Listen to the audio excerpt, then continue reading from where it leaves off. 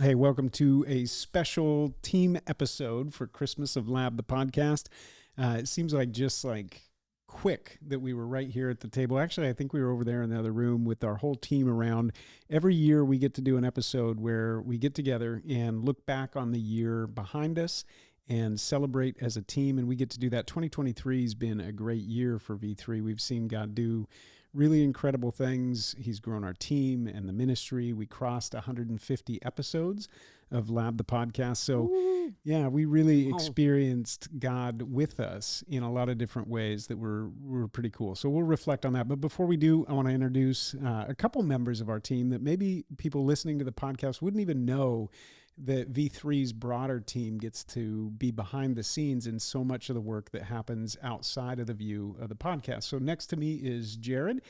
Jared is part of the Wayfair podcast crew, also just said yes to being our director of development to help us grow our partners. So Jared, thank you for all your work.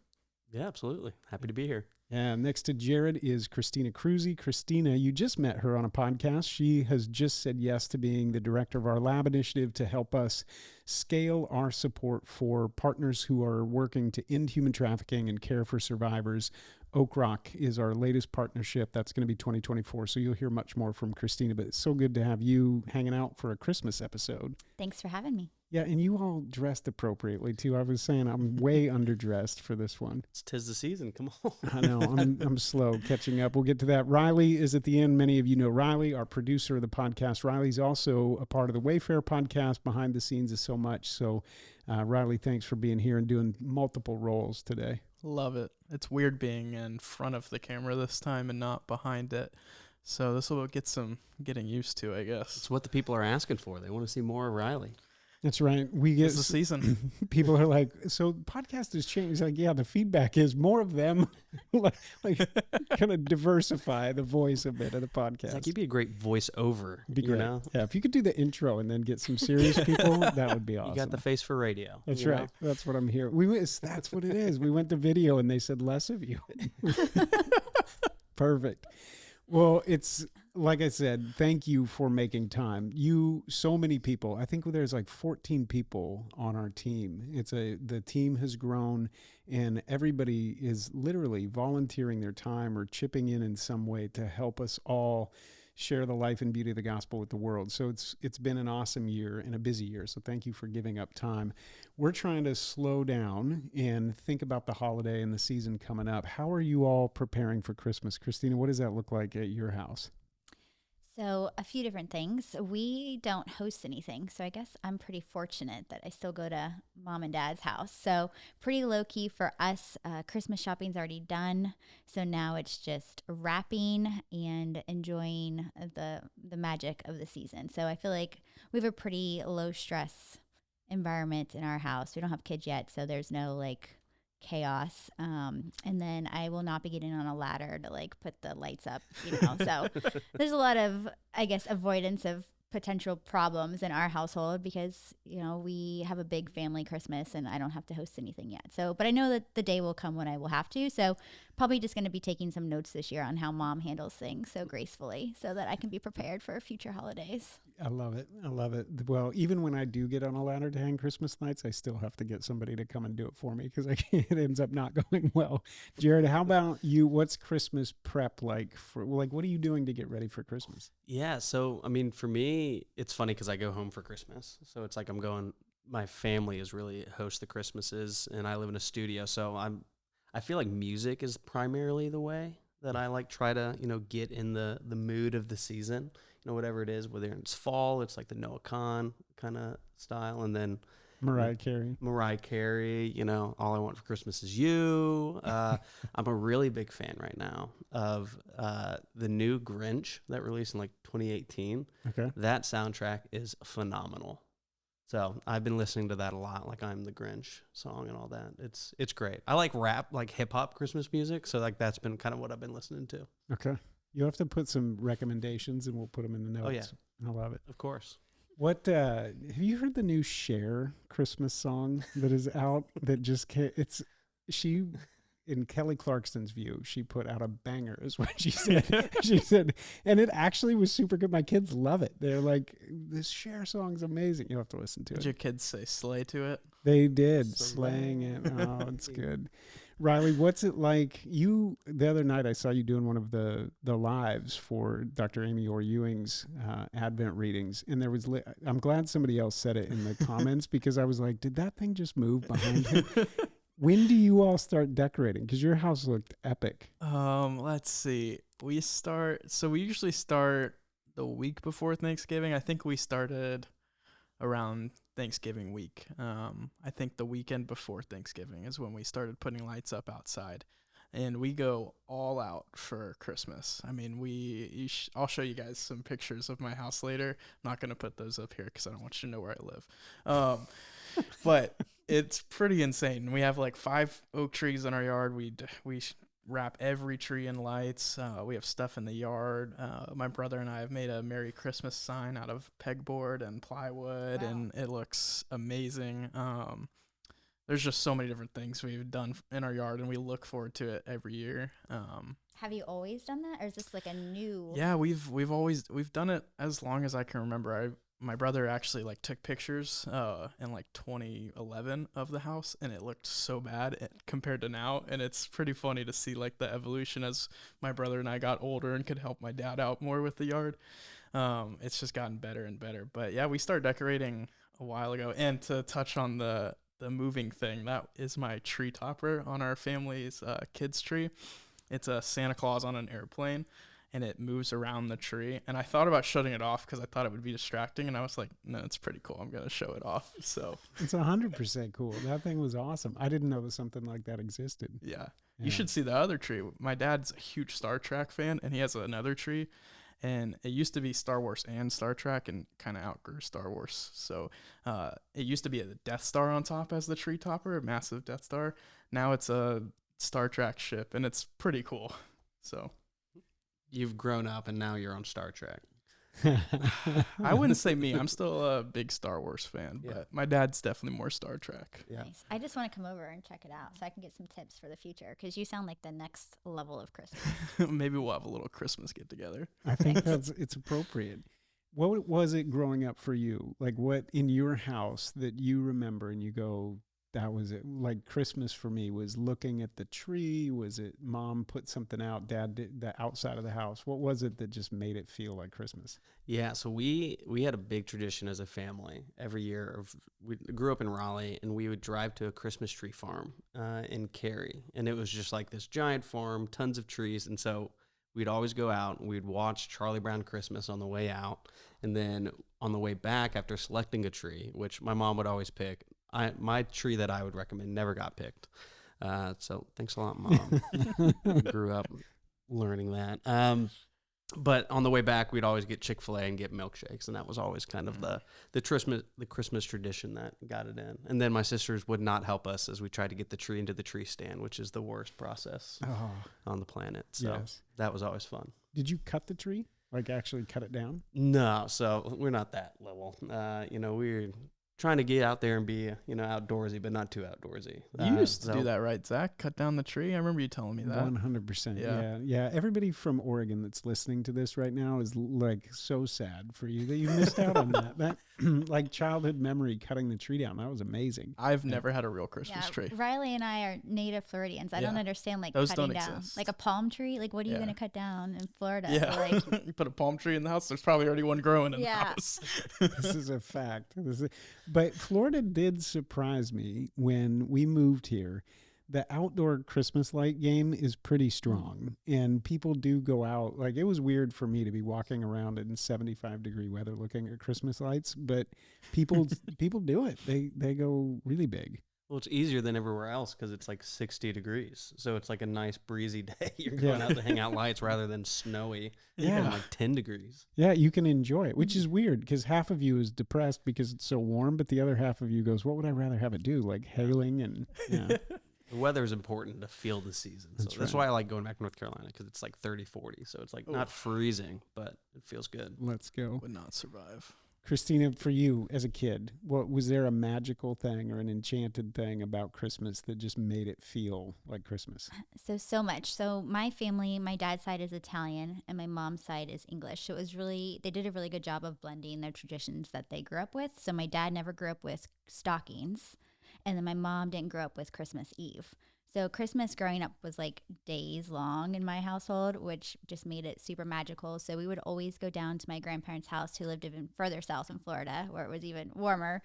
And we would all get together, big Christmas Italian dinner for Christmas Eve, and then we would take a break and we'd open these presents.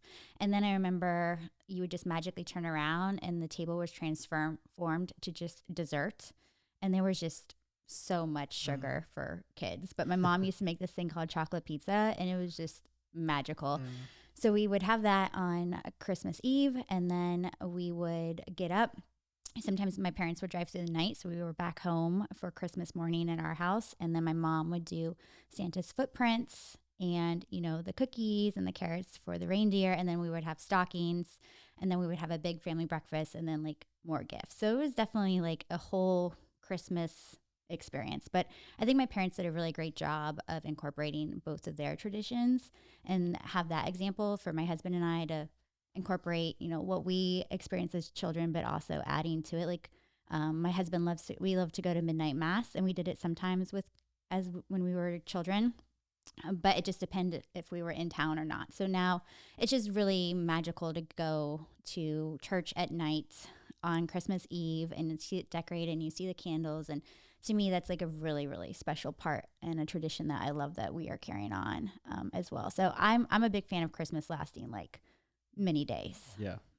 I love that. I remember, so when I used to work at, I've worked at a lot of churches in the area. When I worked at one, we had an 11 p.m. service. And so it would end at midnight, and we would end saying Merry Christmas. And I remember a lot of the staff used to be like, all right, we all have to, who's doing it this year? And I would always be like the first to volunteer, because I'm like, I love it. You know, it's just, there's something special about starting Christmas Day at church. It's just, I don't know. Yeah, it's magical. It's really, really special.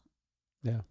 I think everybody who's been following Lab, the podcast for a while, knows these conversations we're having about enchanted reality and a different way of keeping time, and the liturgical calendar, and the fact that time slows, and the whole season of Advent. And it's part of what we hope to recover just by this podcast, even having these conversations, saying there is a way of thinking about the story of time, the story of where the world is oriented, the aim of the world. And there is something enchanted about it. And that moment at 11 o'clock midnight on Christmas Eve, when you're in a church service and you're aware that all over the world, everything still is, for the most part, slowing down. There's so many holidays that are shared with a part of the world, you know, our culture, your culture, but Christmas has a pretty broad reach around the world, and it seems to slow time down, and it bends in a way that right before Christmas morning, it gets pretty special. So I love it. That's part of what we hope, even in this conversation, just everybody who's listening, to laugh a little bit, hang out together, slow time down, and just remember that there's something really special about behind the backdrop of all these little moments as kids that we remember. And so it's important. So I hope you're doing it. I hope you're doing the Advent readings and thinking about the Advent season and preparation, because it all culminates with this celebration that God became man, and that the Christian story is not God out there. It's not a distant God or a far off God. Lewis talks about this grandest miracle, that God would actually enter into the story and be God with us. And that's just remarkable. And when we start to kind of shift towards that perspective, we move from like the magical feeling to the enchanted part of what is this thing? And even in the Christmas story, like, who is this that's been born, right? Riley, for you, that idea, God with us, we said it, I said it when I opened, that this year, looking back over 2023, we can literally go back and go, that's not just an idea, but we literally see God open doors. He does things that you look at each other and you go, man, there's no other way that could have happened but God. when you think about 2023, is there something that stands out where you go, yeah, no, I saw God with us this year as a ministry, as a team? Yeah, I would, you know, definitely there's been lots of signs throughout my life, I feel like, of God with us and God opening doors that I didn't see, and doors closing that I thought were life ending, you know, a little dramatic as, you know, a teenager, but, you know, seeing a door close that I thought was my future. And so there's been so many ways I think I've seen, you know, that idea of God with us and him opening these doors and being faithful. I would say one this year was just, you know, some changes, you know, in, you know, my life, and I feel like in our ministry as well. Just there was lots of things that I feel like were just going on, and, you know, there was a time where I was like, I don't know what's going to happen, God, and I don't know where you're going to put us. I don't know where you're going to put me. I don't know if you're going to, you know, which career is going to provide for me, and I don't know what to do about it. And kind of just praying about it, God just kept opening doors, and just staying faithful, and being faithful to just trusting God and trusting that he's going to provide and be faithful. You know, I know that's a little vague, but that's kind of where I'm going to leave it. Just trusting God with, you know, how he was being faithful in this year, for providing for me personally and providing for, I feel like, just our ministry in general. So, Yeah. I love it thinking about, I mean, I'm imagining people listening, they're driving to work or running or all these places we listen to podcasts, and even that, what you just said, I'm sure somebody's sitting there going, no, like when I look back over my year, I can point to a moment where I go, that was God, where I needed him most. And I said, you know, God, help me. And literally, I saw him enter into the story, which is the point of the whole incarnational story, is that God didn't remain distant from a broken world, but entered into it. And there was a turn in the story that began the minute that birth took place. The story turned. And the climactic moment, of course, is the resurrection. But you had that turn, that something became possible as soon as God entered a broken space. Something became possible. And that sustains us in a way through these valleys, right? We talk about Advent being the first Advent, like we were longing for Christ to be born. And now the posture of the church is, yes, and we're longing for him to come again, where there will be a day, no more tears, no more war, no more sickness. And we're in between those two Advents. And in the middle, we're sustained by this reality that we're not alone. God is with us. So no matter what we're traveling through, God is literally with us. And we can point back to the incarnation and say that wasn't just a religious idea or a myth. He literally did enter into the story, and we experience that on a day-to-day. Christina, for you, have you felt that in a way in 2023 where you've been sustained by God through trial, through a question, something that you've been carrying where you go, no, it's literally God that sustains me? I think there's been a lot of really amazing things that happened in 2023, but I definitely feel like it was a season of preparation or maybe progression, and I felt like God was kind of preparing me. So I don't really feel like I saw a lot progress in the seen, but I know a lot happened in the unseen. And for me, I am not the most patient person. I'll also really like control. So I think a lot of what I learned this year was just to step back and let God take the lead and just, you know, say yes to things. And I think that has been a really big challenge for me. I'm not always the most like risk tolerant, which I think is a challenge, because I think that goes back to the control. You know, I want to have all my ducks in a row, and sometimes God's like, you know, they're not even ducks. They're like chipmunks, and that's okay. You know, like it doesn't have to be the way I thought it would be. And I was actually talking to a friend last night, and she's like, I find myself looking, instead of being led by God, I find myself like looking, I want God's approval on my plan. Yeah. And I was like, yeah, it's so true. Like so many of us are like, all right, God, this is what I'm going to do. And it's like, no, like that's not how it works. Like we have to be led. And I think that when I've been led and when I reflect back, I'm like, man, all these little things that I did that I thought were insignificant at the time really helped me in the future.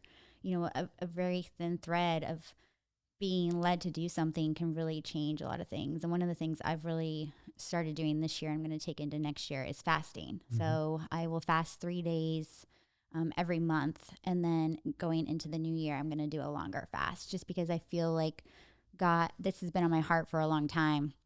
And I feel like now it's like, I've got to do it. Like I've just got to do it and see what comes out of it because I need to listen to that voice that's telling me. So I think it's just getting in tune and listening and being obedient. And that's really what I've learned this year. Yeah. We were just talking on Sunday at chapel, the first theme of Advent is hope. And where does that hope come from? And the distinct difference between optimism and hope, and that optimism is really rooted in our ability to make progress, right? Like I can be optimistic if I think we can move toward the goal. I'll be optimistic. Your Bears are not that optimistic usually. Hey, I'm sorry about 2024 Super Bowl champs. Optimistic, right? Like we're going to make some 2025. progress. That's right. But optimism demands that idea that we can make progress towards a goal. And if we don't see that progress, we lose our optimism.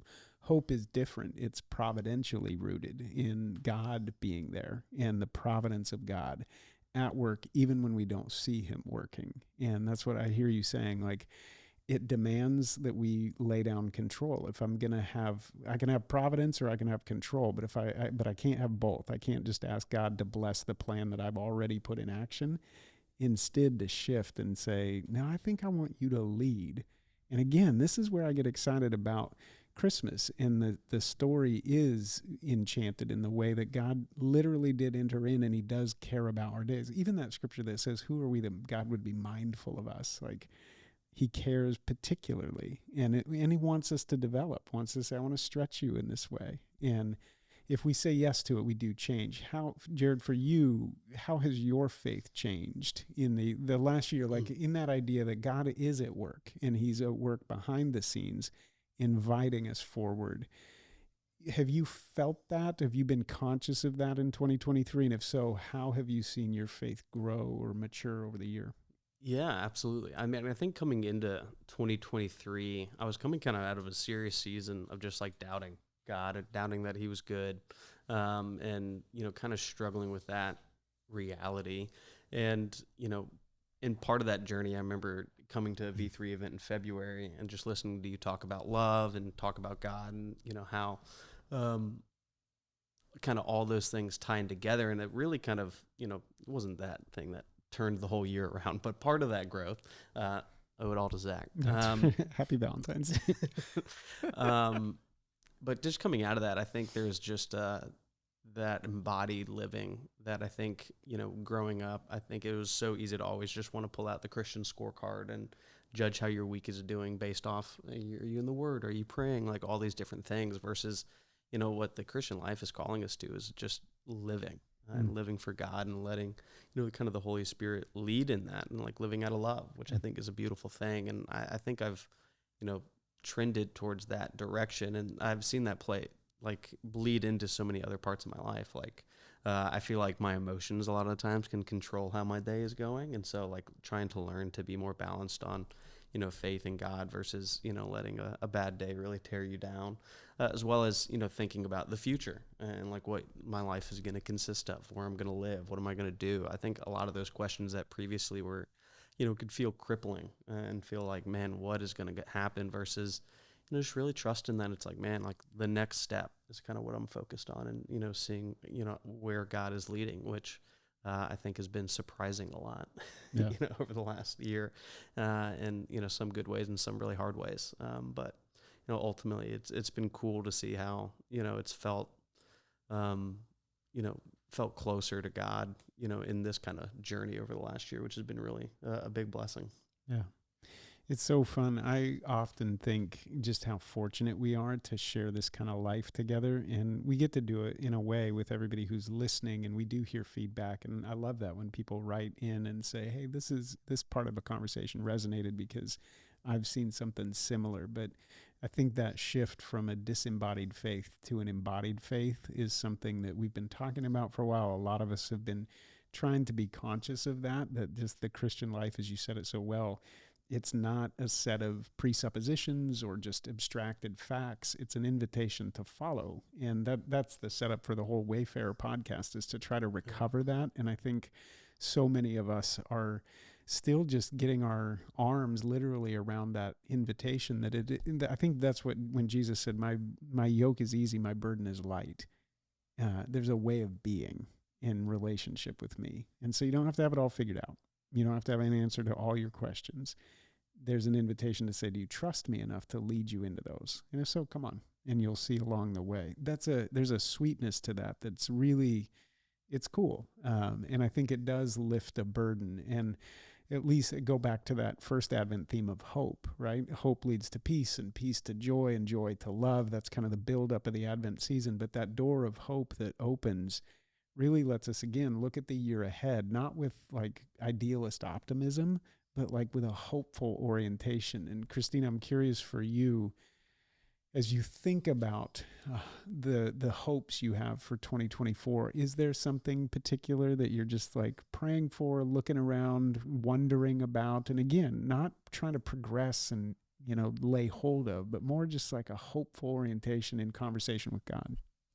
So I think that there has been so much that, probably for another day, but that we have gone through, my husband and I, the last few years. And I think part of me really having that faith walk in that journey is just to figure out like what is the next step. And I think that is why I really felt led to start fasting, so I could listen to where God wants us to go, because I know that my plan is not always the plan. And I think that there is beauty in suffering. I listened to a book recently. It was all about suffering is never for nothing. And everyone's suffering at different levels at different times. And I think going into 2024, I'm so hopeful because I just feel this energy kind of shift, and I feel things are changing. And I think that there's going to be a lot of just amazing things that happen that God does.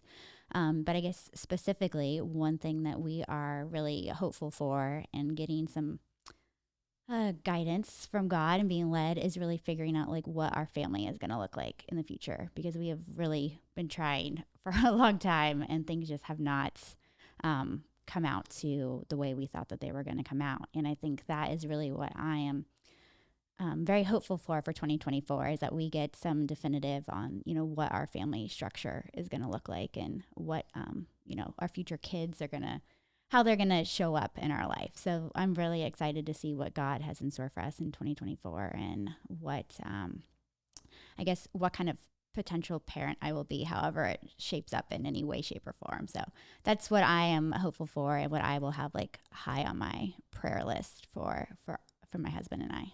Yeah. Thank you for opening up a little bit to share that. I know that, that's the most deeply personal thing for you, and as a mom longing to be, and for your husband, and to let us in on that is pretty special. So thank you for that. And I know for so many times, like, you're listening to conversations like this and you go, oh yeah, right. Like, here they are talking about faith, and great, put a bow on it, but you don't know what's happening, right? Like in my car or in my apartment, or how lonely I am, or how hard this is. And Christina, one of the things that I've really admired just about you as a person, and about your husband and your family, just your posture towards that struggle, and towards waiting, and towards trusting God, and wrestling through that. And I think I can think of names of other people who Cammie and I have had the honor of kind of walking beside as they pray and hope and long. So probably people listening to this have said, no, I've got a similar story. And we were saying it's so cool when we create space and we're open enough and vulnerable enough to say that that's the thing that I'm wrestling with or carrying. Somebody else probably goes, you too? Like, I didn't know that that's you, and they can meet you there. So thank you for that. And yeah, we'll pray alongside you and hope and see, like, what are you doing, God, right around the corner? And I don't know, I think that's really, really cool. Yeah. Thanks. Yeah. Riley, for you heard Jared talk a little bit about how his faith has grown, and Christina talking about like God stretching her and inviting her to like let go of control a little bit, and trust him with even these deeply, deeply personal longings of the heart. How has your faith kind of grown over the last year? Where have you seen that growth taking place? That's a great question. It's a tough one to put to words, I feel like. there's lots of growth that I've seen, not, in myself, in my work, and I take pride in a lot of the growth that I have done. I feel like there's still so much more to be done for sure. It's tough. I think the one place I have seen that growth in is a little bit of the patience. This season was I feel like a big test of patience, for what's next in my life, in my career, just in Riley, what's next for Riley. And I've always felt like I've moved very fast. I've always been very, since I started working at, 15, I've always been like, all right, what's next? How do I grow? How do I get to the next place? How do I just keep climbing up and growing and growing in my work, growing in my career, growing in myself? All of those, that's always just been so big. And I feel like, up until, joining V3, the longest I had been somewhere was, like a year and a half, because I just kept growing and trying to move up and move faster and grow. And I feel like I've gotten to this place now where it's like, all right, I could move on to something that I may grow more in my career. Maybe there's a chance I grow more in my faith as well, in my personal life, just growing more in that area. Maybe there's a chance of that too if I take this step in this direction for this career or this place. But there was this part of me that was like, all right, you love what you do here. You're very passionate about what you do here. You're making an impact in the kingdom. You're making an impact in people's lives. Let's just step back, take a breath, and see what God has for you. You've moved so fast your whole life so far. Stop, breathe, and be faithful to what is to come. And so I feel like that's something I've matured a lot in this year, is just being patient for God to open the doors and to provide. And so I have high expectations, I guess, for 2024, and hoping that there's something else to open, whatever that be. But this year was just it was very different for me. I've never really taken this much of a step back from, all right, just focus on where you're at and your growth where you're at, and not, what's next for you. Where can you go next to grow more? Because you can grow right here just as much. So, Yeah, I think that's one of the things, like we say it all the time, long, slow, deep. That's the way. And you set yourself up for like, oh, really? I'm going to be, this is a 400-year journey, right? Like, really? But it's beautiful. It's more akin to having, property where you look out the kitchen window and you look at a tree and you go, I remember when that thing was a sapling. And there's memories, like from that to there's memories to this rope swing, and then there's memories to when that thing is shading the house. There's all of that is there. And when you can stand there and say, no, I remember that season, there's a different kind of sweetness that comes through that.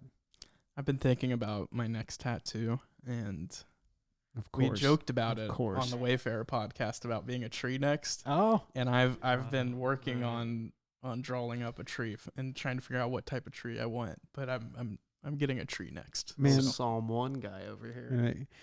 Tell you what, you get a fir tree. You've already got a bear. Next thing you know, you're going to be coming to Oregon. We're going to start.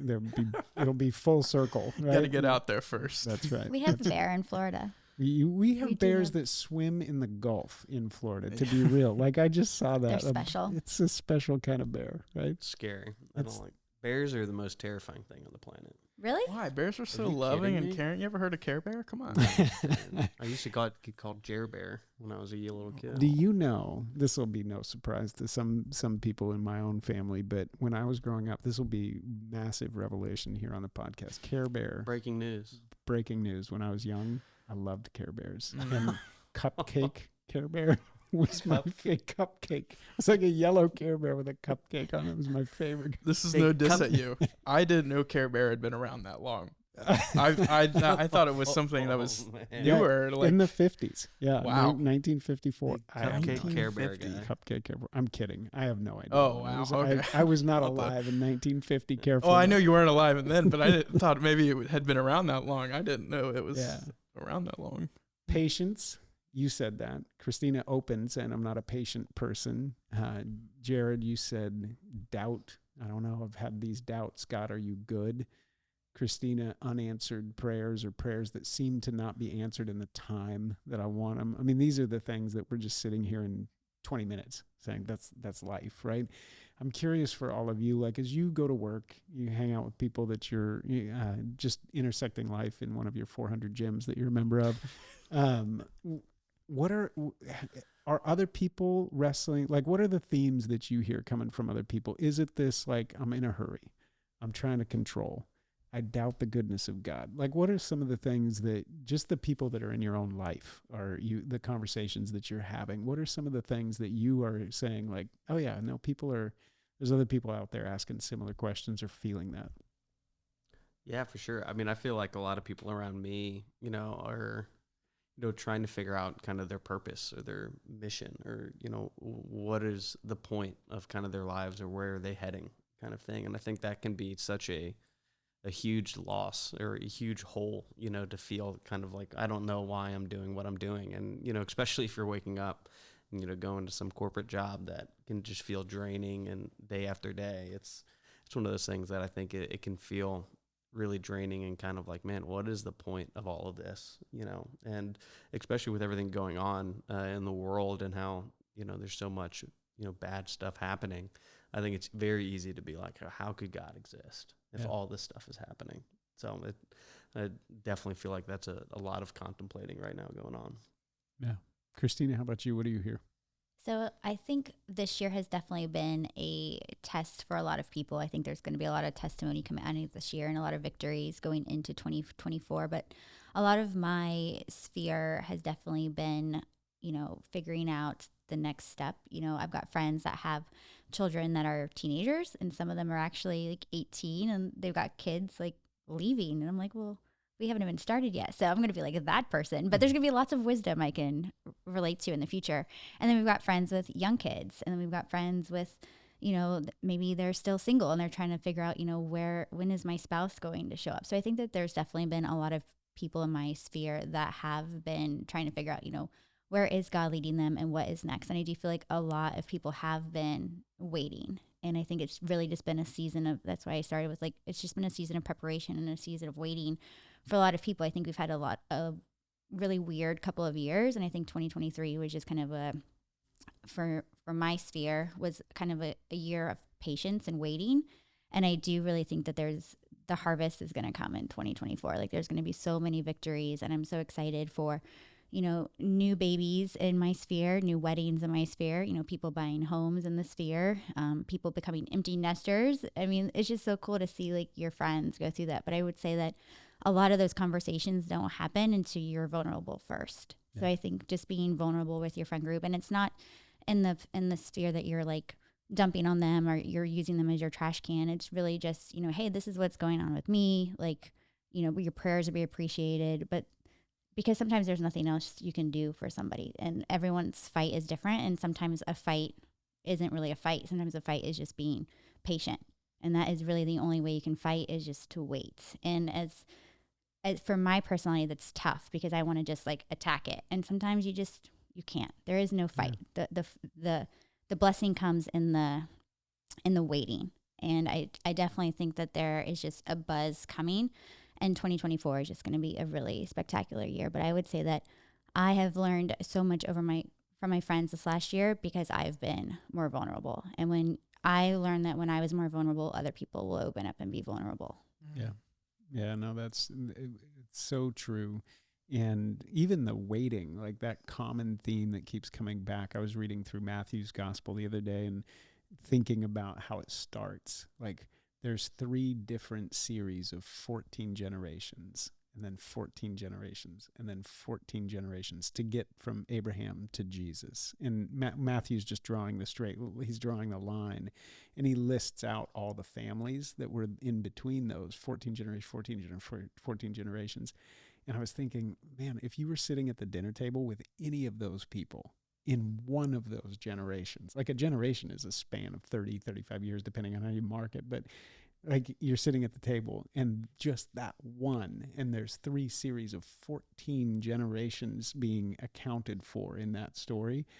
And you think, man, the story is long and slow and deep, and there's a lot more waiting and trusting, believing that God is at work. And again, not to tie a bow on it, but it's why I love the incarnation and why I'm with the Lewis, and that it's the grandest of miracles, because something turned when God entered the story. And even back to what you're saying, like, does it matter? Is there meaning? Is there purpose?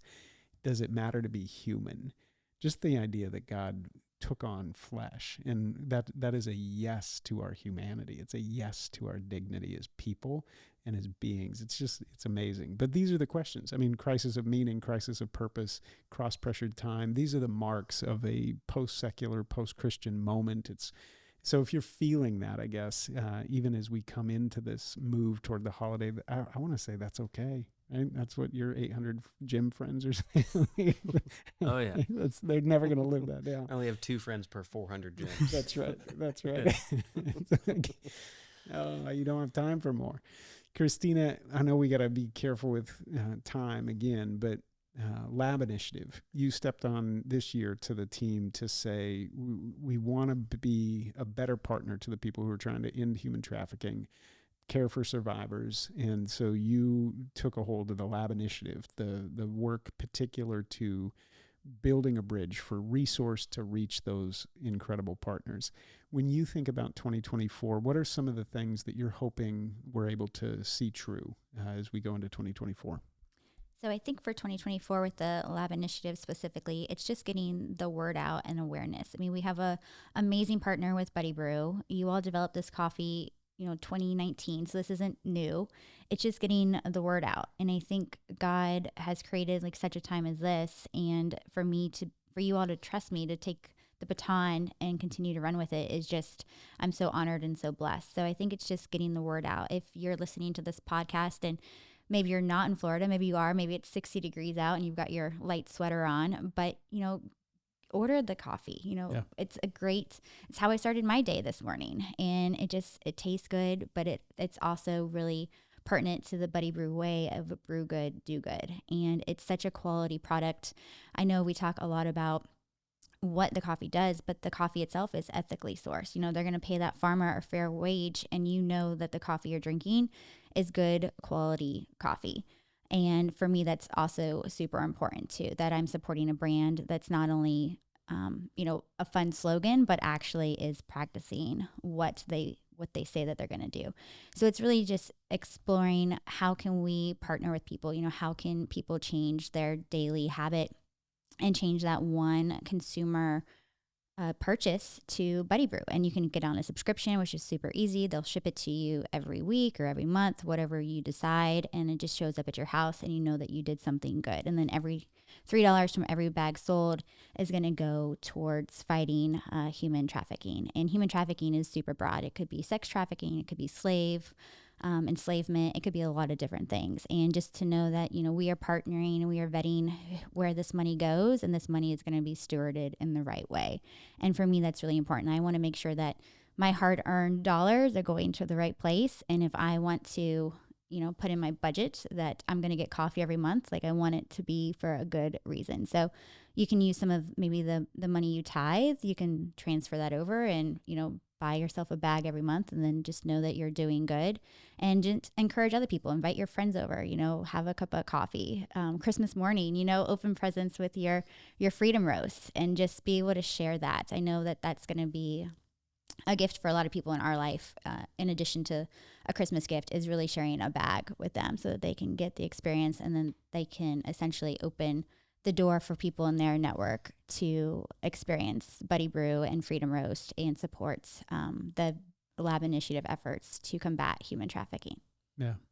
We're so grateful for your leadership in taking point on this project, because of just that, what's possible with shifting one consumer choice. You think about that 10,000 people, 1,000 people make 1,000 people a month in the country, just 1,000 people a month order a bag of Buddy Brew's Freedom Roast coffee. That's $3,000 every single month. There's no ask on top of that. That's just the money that Buddy Brew passes through to this initiative. And I look back over the lab initiative, and I think, $20,000 was given to Tampa Police Department ahead of the Super Bowl in our own city as they were preparing for the Super Bowl. They said, we need this training, but there's a gap of $20,000 to train our police force to be able to recognize the signs of human trafficking, take the appropriate steps. We need this training. And $20,000 of lab initiative funds went to fund that training in the city to make sure that the police force was ready.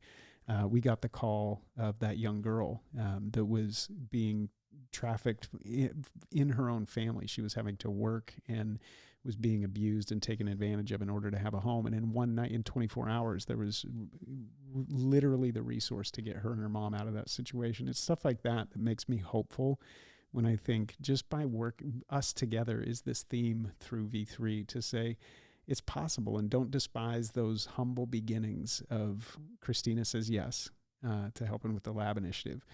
I think it'll be cool to do a Christmas episode next year and hear some of the stories. Oak Rock Foundation is our partner for 2024, and moving internally displaced persons, literally going and rescuing and rescuing and plucking people out of those situations, caring for survivors. So thank you. It's awesome. If somebody was listening, there's another story that I have to just tell. There was somebody listening one time to the podcast. We were just talking about the lab initiative. And during the conversation, they heard about the lab initiative and felt convicted to send $5,000 to support the lab initiative. And those dollars, when they come to the lab initiative, when you send resource to V3 and mark it for the lab initiative, 100% of those resources pass directly through. Christina, can you talk just a little bit about some of the possibilities for corporate matches and things like that? Because some of these things, it's not just buying coffee. You could literally, if you were listening to this episode and say, you know what, I thought about that, and I want to partner with Christina and send $10,000 to partner with Oak Rock Foundation this year and do something about human trafficking or care for survivors. How can people get a hold of you, A? And then B, what are some ways that they can give in addition to buying coffee? Absolutely. So my information, the email is on the V3 website, but it's Christina@vuvivo.com, and you can reach me there. And there's so many different ways. There's corporate gifting. There is sometimes the end of the year. We were actually talking a little bit about taxes before the podcast started, but sometimes people need to make donations at the end of the year in order to help with their taxes. A great way to have a wonderful donation at the end of the year is to give to the lab. There's also other ways you can give monthly. If you are not a coffee drinker, if you want to donate the same amount of money every month that would be for a bag of coffee, you're welcome to do that. That is a great way to be able to steward your money in a way that is going to go where it needs to go. And then there are some companies that will do corporate matches as well. And then there's just really, if you have a creative way that you want to give, just reach out to me and we will figure out how we can make that happen. I mean, I'm one of those people who does think that possibilities are basically endless. So I'm like, let's just give it a try. So, we're always looking for partners. We're always looking for people who have a big heart and want to do good. And even during Giving Tuesday, I had friends that don't drink coffee, or they use a coffee machine that this coffee won't fit into because they use a little capsule. And they were like, I can't drink the coffee, but I'm happy to spread the word and listen to your podcast, but I'm going to put a check in the mail. And I was like, great, we will accept that. And thank you very much. And just keep spreading the word. So we are definitely open to figuring out how we can grow this. And this is a new endeavor for me and one that I'm very passionate about growing. So I am definitely all ears when it comes to learning and continuing to grow, because what Zach shared with those stories is important and is huge. And if we can take people out of circumstances that are just things you can just not even imagine, then I mean, that's really what it's all about. So I'm open to any ideas. Yeah. It's so cool. I take Christina up on it. Christina@vuvivo.com. It's on the teams page of our website. So go there and make that connection. You might be in San Diego. I know there's a lot of people in Portland or Seattle or in the Midwest, Chicago, that listen to this podcast. Chicago, I know. It's Jared's going to move. We're going to lose you to Chicago. So I don't know if that's a loss or a gain. I think that's great. But reach out to Christina, because I think it's cool. If you're listening to this and you go, you know what, I don't know necessarily how I want to help the Lab Initiative, but I think it's cool that Christina said yes, and I want to reach out to her. Just make the connection, and we'll see what goes on. So thank you for that. Jared, you too said yes to partner development, the development director. And one of the things we've said for V3 is that V3's ministry, we're doing things to irrigate the desert and put art in culture, and to support artists to reach out and inspire a fresh conversation about the gospel and culture. We are doing so much with the Wayfair podcast and Wayfair initiative to step into those questions being asked, particularly between 18 and 30 years old. People saying, where am I aiming? What am I aiming at? How am I living my life? V3 invests in local churches and mentors pastors. I mean, there's ministry happening in so many different spheres, and that's only possible because we are partners in strategic evangelism with so many people around the country who say, I want to say yes, not just to the very, very tactical stuff of like the Lab Initiative, but to the broader ministry of V3. And we didn't have someone working in that capacity to make sure that we're a good partner with our partners, to keep them informed and learn from them and hear their ideas. And you raised your hand and said, I want to help that. What was the why behind that yes? Because essentially you're volunteering to step into that space this year and just help us expand our donor base and expand our partner base. What was your why for saying yes to that?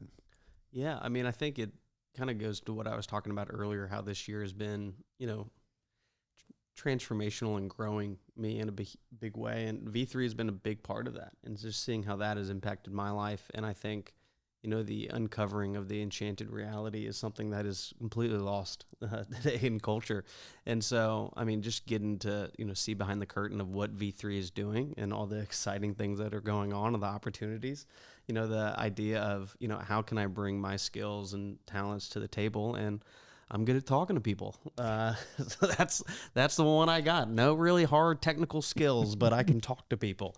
And so, I mean, I love relationship building. I've said I'm a keeper of friends in the Wayfair podcast. Yeah. So the idea of becoming friends with all of our partners sounds great. I always like more friends. So the idea of getting to, help V3 by, getting to talk with partners and share about all the crazy opportunities that we're getting to do in 2024, I mean, sounded super exciting to me, and a way to kind of, support and be a part of the ministry that has really made a huge impact on me. And so I'm excited to get to, share that story more with any partners that want to hear about it now, and as well as, talk about all the other stuff that we're getting into in 2024 that is going to be a lot of fun. Yeah. It's awesome. Well, we're grateful. Again, you do have that gift. And if you're listening to the podcast and thinking, again, like Christina and people who might say, human trafficking, God put that on my heart, reach out to Christina. If you're listening to this podcast and you go, man, this has made an impact in my life, even just the podcast, having access to these conversations with people that we get to talk about faith and culture and uncovering enchanted reality, if that's been important, I just encourage you, reach out to Jared, because we're such a small shop and we're just praying for the right partners, people who say, I care about strategic evangelism. I see culture in this moment and a fresh opportunity for the gospel to be embodied and for the life and beauty of the gospel. So Jared, again, Jared at VUVIVO.com. Let's just start the conversation, but reach out. He loves the Chicago Bears. Go Bears. Long walks on the beach. I'm just kidding. Reach out. Right. It'll make you uncomfortable how quick I'll reply. I'm quick I love texting. I'm on my phone all day. Are there emojis? So. Are you just a strict text? Are you an emoji guy? I like a good emoji. Not over the top. You don't need it every text, but a well-placed emoji, I think, is crucial to getting a point across. Okay. Especially if you need to have, like, hey, I need to make sure the tone of this text comes across right. Okay. All for it. Challenge. See, gauntlet laid down. Challenge is out there. So reach out to Jared, see what emoji pops up. I'll reply. I will reply. There you go. With an emoji. That's right. It doesn't even have to be about V3. We can just chat. There you go. Riley, you are in these. We get to do this all the time with incredible guests. Brooke Lidgertwood was Dr. Amy Orr Ewing and John. All these people that we get to share time with, and then our own team hanging out. This is our normal week, which is pretty extraordinary. If you look back at 2023, a guest, and we'll do this lightning round because I have two, but a guest that impacted you in 2023 that you say, you know what, that conversation is going to stick with me. The guest that I can't say their name, but I can say the organization, Oak Rock. It was just a couple episodes ago, but that was a heavy episode.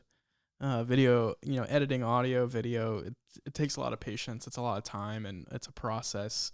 And it's something, I didn't really, it wasn't my biggest passion at first. I was more of the live event production kind of person, and now I'm doing more post-production. And so it took me some time to get into it. But that episode didn't just take a long time because editing is a long process, but just because of how heavy that conversation was. And those conversations that happened to that episode. And that was an episode that just was something, being a part of E3, we already know a lot about human trafficking, but seeing it from a different perspective and a different organization and just hearing a lot of things in that episode, it was just very weighty and very convicting and very just like, how often am I buying a bag of Freedom Roast?